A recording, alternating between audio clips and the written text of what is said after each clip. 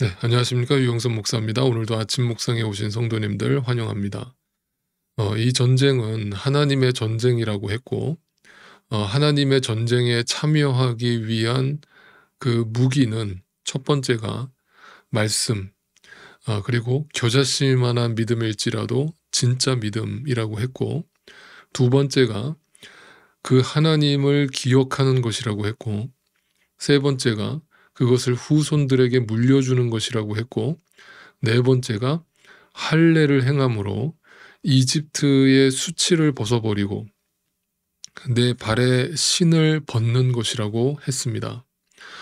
이처럼 하나님은 이것이 모두 영적인 전쟁이기 때문에, 하나님의 전쟁이기 때문에 너희는 철저하게 힘을 빼라는 명령을 내리신 후에 이제 비로소 하나님의 전쟁에 참여하게 하시는 겁니다. 그것을 우리가 어저께 살펴본 것처럼 여호와의 군대 장관이 나타났을 때 여호수아가 이렇게 묻지 않습니까? 당신은 아군입니까? 적군입니까? 이건 무슨 말이라고 그랬습니까? 당신은 내 편입니까? 아니면 내가 싫어하는 저 원수 편입니까? 라고 물은 건데, 그 여호와의 군대 장관이 뭐라고 대답했습니까? 나는 네 편도 아니고 그 사람 편도 아니야. 나는 누구 편도 아니야. 나는 오직 하나님 편이야. 네, 이렇게 얘기를 하면서 우리의 기대와는 전혀 다른 대답을 했죠. 그리고 그 뜻이 뭐라고 그랬습니까? 그 뜻은 이 전쟁은 네가 하는 전쟁을 하나님이 돕고 있는 전쟁이 아니라 하나님의 전쟁에 네가 참여하고 있는 것뿐이야라는 것을 분명히 한 것입니다. 여러분, 우리가 이걸 헷갈리면 안 되는데, 이게 헷갈리면 기독교는 그냥 그 순간부터 종교가 돼버리는 거예요. 우리는 다 종교 생활하는 겁니다. 뭐예요? 종교가 내 소원을 성취시키기 위해서 신이라는 존재를 이용하는 거죠. 내 목적을 위한 수단으로 삼는 겁니다. 그러면 그게 종교의 역할이에요. 그런데 오늘 이 여호수아에서 말하고 있는 영적 전쟁이라는 것이 무엇인지를 정확하게 깨닫고 나면, 기독교의 진리라는 것은 결국 나는 아무것도 아니라는 것을 얘기하는 것이구나. 결국 내가 죽는 거구나. 결국 내 신을 벗는 것이구나. 그리고 하나님이 하시는 일에 나는 그냥 따라가는 것일 뿐이구나 라는 것을 알게 되면 비로소 여러분 진짜 신앙생활을 하게 되는 것이죠. 여러분, 그것을 바로 영적 전쟁이라고 하는 것입니다. 그러므로 다시 한번 기억하세요. 영적 전쟁은 내가 하는 게 아닙니다. 여러분이 믿음이 대단해서 하는 게 아닙니다. 바로 예수 그리스도를 붙들고 나아갈 때에만, 말씀을 붙들고 나아갈 때에만 여러분, 그 전쟁에 반드시 승리가 주어지게 될 것입니다. 분명히 기억하시길 바랍니다. 자, 그것에 대한 확실한 증거로서 제시되고 있는 사건이 바로 오늘 우리가 묵상하게 될 여리고성 전쟁입니다. 네, 너무나 유명한 주일학교를 나오신 분들이라면 정말 수도 없이 들으셨을 그 이야기입니다. 과연 그 첫 번째 전쟁, 이스라엘이 한 것이라고는 아무것도 없음을 분명히 보여주기 위해서 치러지는 하나님의 전쟁, 그 첫 번째 이야기, 네, 그 여리고 전쟁으로 우리 함께 그 속으로 들어가 보겠습니다.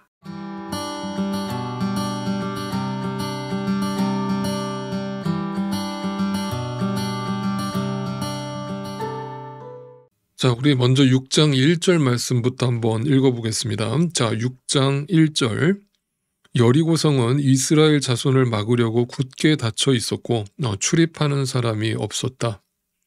자, 1절 말씀만 읽어봐도 당시 여리고성이라고 하는 성이 얼마나 대단한 성이었는지를 우리는 금방 알 수 있습니다. 한마디로 난공불락의 요새였던 것이죠. 이것에 대해서 제가 성경 공부 시간에 한번 설명드린 적이 있었는데, 당시 여리고성의 이 외곽 성벽은요, 이중으로 되어 있었고, 또 거기다가 가파른 언덕에 세워져 있었기 때문에 당시에 어떤 전술과 어떤 전략 무기로도 절대 뚫을 수 없는 강력한 방어막을 구축하고 있었던 성이었습니다.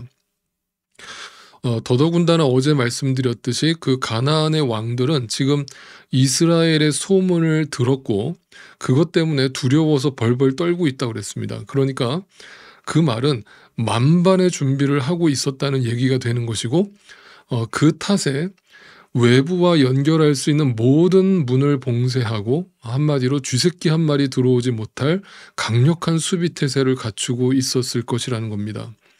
그래서 1절을 다시 보시면 굳게 닫혀 있었다. 네, 그리고 출입하는 사람이 없었다. 이렇게 되어 있죠.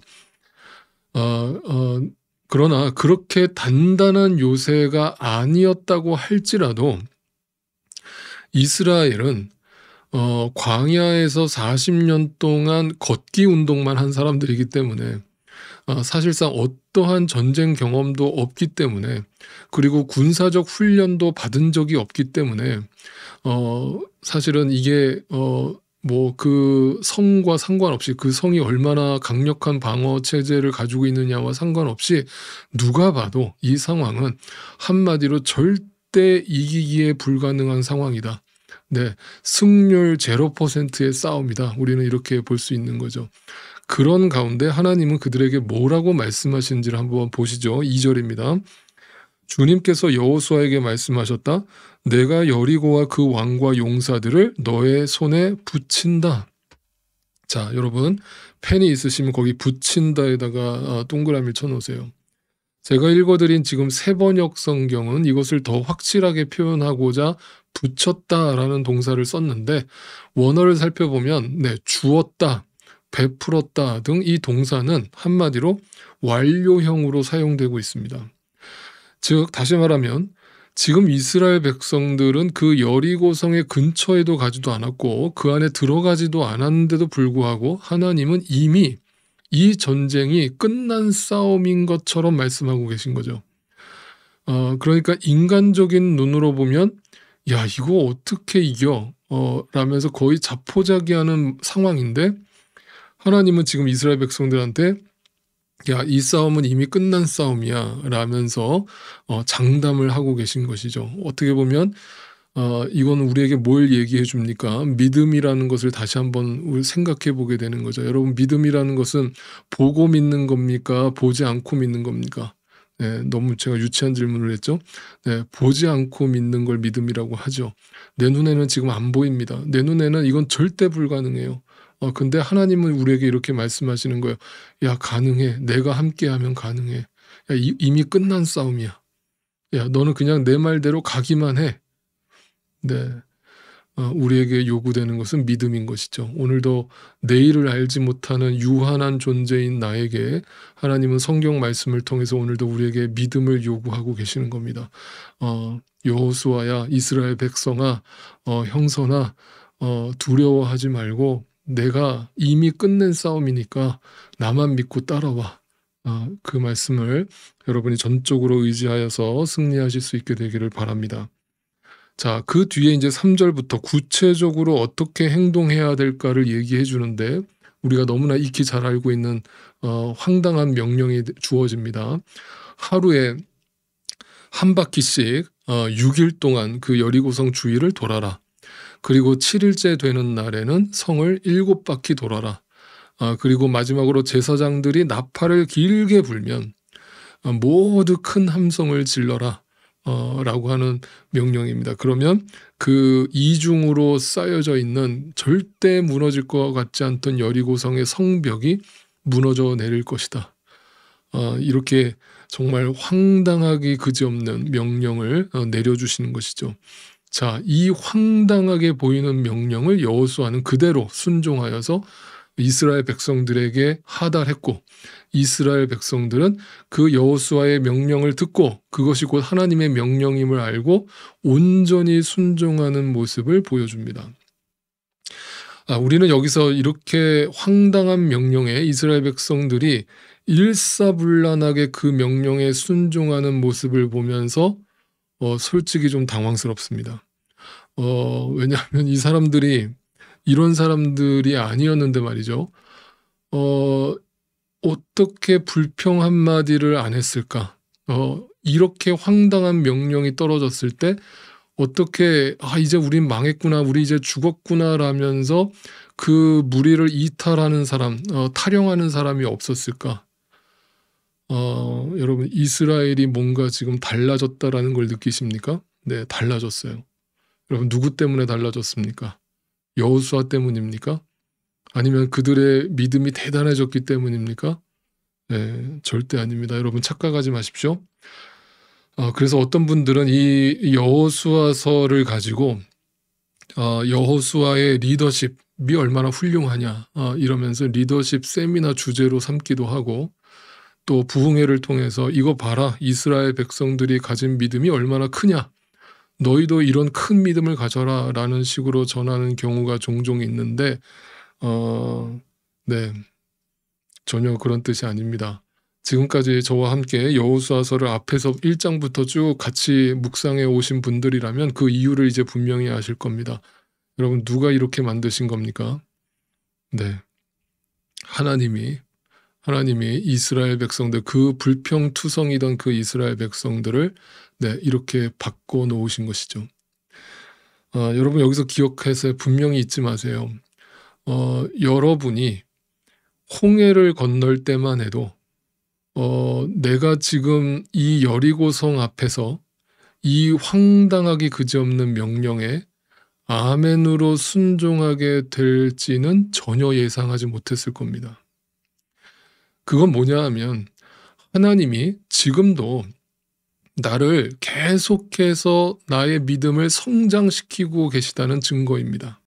내 신앙이라는 것이 늘 제자리 걸음을 하는 것처럼 보이지만 돌아보면 어느 순간에 내가 요단강을 건너 있고 여리고성 앞에 서 있고, 그리고 오직 말씀을 의지하여 그 여리고성을 돌고 있는 나를 발견하고 놀라게 되는 겁니다.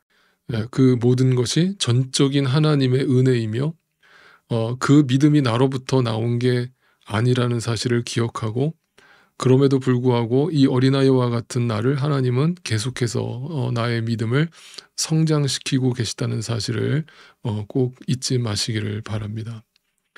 여러분 근데 그게 끝이 아니라 한술 더 떠서 성경은 이 순종이 얼마나 어려운 순종이었는가를 이렇게 보여줍니다. 자, 10절 말씀을 한번 읽어보겠습니다. 여호수아가 또 백성에게 명령하였다. 함성을 지르지 말아라. 너희 목소리가 들리지 않게 하여라. 한마디도 입 밖에 내지 말고 있다가 내가 너희에게 외쳐라 하고 명령할 때에 큰 소리로 외쳐라. 자, 내가 외치라고 명령할 때까지 절대 소리를 내지 말고 침묵하라는 명령입니다. 여러분 그 영화 같은 거를 보시면 많이 보셨겠지만 옛날 고대 전쟁에서 소리라고 하는 것은 굉장히 중요한 전쟁 요소 중에 하나였습니다. 이것은 두 가지 목적이 있었는데 적군을 두려워하게 만드는 목적도 있었고, 또 아군의 사기를 북돋우는 그런 목적도 있었습니다. 그래서 당시 전쟁에서는 큰 소리를 내고 요란한 북소리를 내며 진군하는 것이 아주 일반적이고 상식적인 모습이었습니다. 그런데 무슨 장례의식을 치르는 것도 아니고 언약궤를 메고 이스라엘 백성들이 침묵 시위를 하듯이 그냥 성을 돌고 있어요. 여러분 이건 정말 기상천외한 장면이고, 당시에 이것을 지켜보고 있던 여리고성의 적군들도 이거 뭐지? 하면서 정말 황당한 반응을 보였을 겁니다. 그거를 6일 동안이나 반복하고 있는 거예요. 네, 제가 늘 말씀드리지만 정말 우리 하나님 재밌으시죠? 여러분 근데 그 속에 하나님의 깊은 뜻이 숨겨져 있습니다. 여러분 여기서 우리가 그 침묵의 의미를 또 생각해 보겠습니다. 첫 번째로 그 침묵의 의미는 바로 말씀 묵상과 기도의 의미를 갖고 있습니다. 여러분 성경에서 침묵은 언제나 묵상과 기도로 연결됩니다. 그것은 내 생각, 내 소리를 멈추고 말씀 묵상을 통해서, 기도를 통해서 하나님의 음성에 귀를 기울이는 훈련입니다. 지금 이스라엘 백성들은 그 황당한 주님의 명령을 생각하면서, 그러나 그것이 곧 하나님의 말씀임을 기억하면서 침묵하면서 주님의 음성에 귀를 기울이고 있는 겁니다. 바로 이것이 영적 전쟁에서 얼마나 강력한 무기가 되는지 이거는 경험한 사람만 아는 것이죠. 여러분 두 번째 의미는 이거예요. 불평과 잡담을 멈추라는 의미가 있습니다. 여러분 사람은요 본래 불평을 입에 달고 사는 존재예요. 그래서 조금만 방심하면 마치 방귀가 새어나오듯 우리는 불평이 터져 나옵니다. 잡담도 마찬가지예요. 어떤 때 여러분 이렇게 사람들하고 대화를 하고 나면 남는 게 아무것도 없을 때가 있잖아요. 여러분 그게 잡담이라는 증거예요.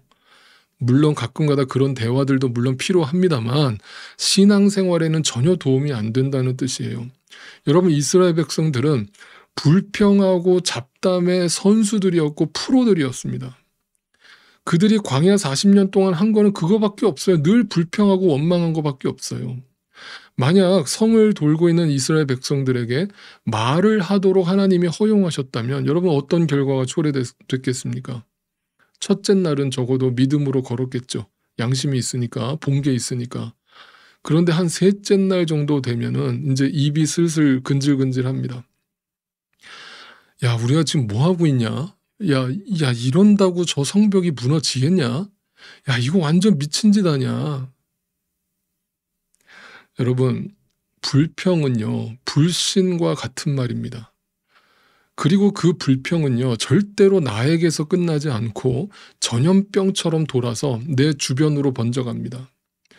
만약 이스라엘에게 말하는 것을 허용하셨다면 그들의 불평과 불신은 삽시간에 이스라엘 전체로 퍼져갔을 것이고, 여러분, 그러면 이 전쟁은 거기서 끝나는 겁니다. 우리가 많은 경우 왜 하나님의 역사를 경험하지 못하는가 보면 묵상과 기도보다는 불평과 잡담이 더 많기 때문이에요. 여러분 그러면 백전백패입니다. 신앙은 하고 싶은 말이 많아도 내 생각이 많아도 참고 기도로 나아가는 거예요. 신앙인은 무조건 기도 속에서 답을 찾는 거예요. 기도로서 마침표를 찍는 겁니다. 그리고 그 기도를 거쳐서 나온 말은 하나님께 찬양이 되고 사람을 살리는 말이 됩니다. 여러분, 저는 바라옵기는 우리 모두가 이러한 입술의 소유자들이 다 되시기를 간절히 소원합니다. 이제 말씀을 정리하면서 여러분, 우리가 지금 여리고성을 돌고 있는 이스라엘 백성이 되었다라고 한번 잠시 생각해 봅시다. 우리는 지금 하나님의 그 황당하기 그지없는 말씀에 온전히 순종하여서 침묵하면서 하나님의 말씀을 깊이 묵상하면서 기도하면서 걷고 있습니다. 그 여리고성을 돌고 있습니다. 그리고 지금 내 눈에는 하나님이 우리와 함께 하신다는 그 상징으로서 주어진 언약궤만 눈에 들어옵니다. 그리고 지금 내 귀로는 하나님이 지금도 너희와 함께 하고 계시고 이 전쟁은 이미 끝난 싸움이라는 뜻의 승리의 나팔 소리만 들려옵니다. 그리고 침묵을 통해 내 안에 축적하고 있는 이 믿음의 함성을 단 한 번에 쏟아붓기 위해서 그 7일째 되는 날만 간절히 기다립니다. 네, 여러분 더 덧붙이지 않겠습니다. 오늘도 이 말씀 붙들고 승리하시기 바랍니다. 내일 아침에 또 뵙겠습니다.